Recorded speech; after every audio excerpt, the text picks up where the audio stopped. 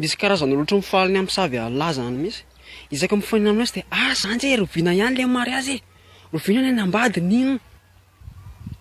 Ohatran'ny mamaky anazy zany mijery ny fahavoazan'lahy. Ialahy sady mbola tsy anasa.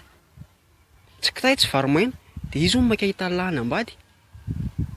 Ohatran'ny hiantoka peratra zany ra le rony. Ohatran'ny hiantoka gâteau any amin'ny mariazy. Nefa dia mankeny tondra sasiany anaty mariazy fotsiny. Amin'io ny tena mahagaga anahy. Ilay olona ohatrany tsy dia manana chance ho voasa aminatin'ilay raharaha mihitsy. No mankamainka hoe atao egny ana randra le raharaha. Asao zay a. Tandremo zay adino. Nefa matetika olona le miteny andreny le olona tsy eritreretan'ny lahy asainy za mihitsy. Rehefa vita indray ny raharaha lahy dia miteraka lahy dia mba miaraka amin'ny zazakely eny an-dalana. Afahany indray le rony. Aiza izy zany e? Asivo zanjany amin'izay aho tsy inona ary ty. Zanakely amin'io vao 2 volana. Asiana zandriny ozy le rony. Asiana zandriny hoe. Nefa nanamboatra an'iny ary mbola tantara be.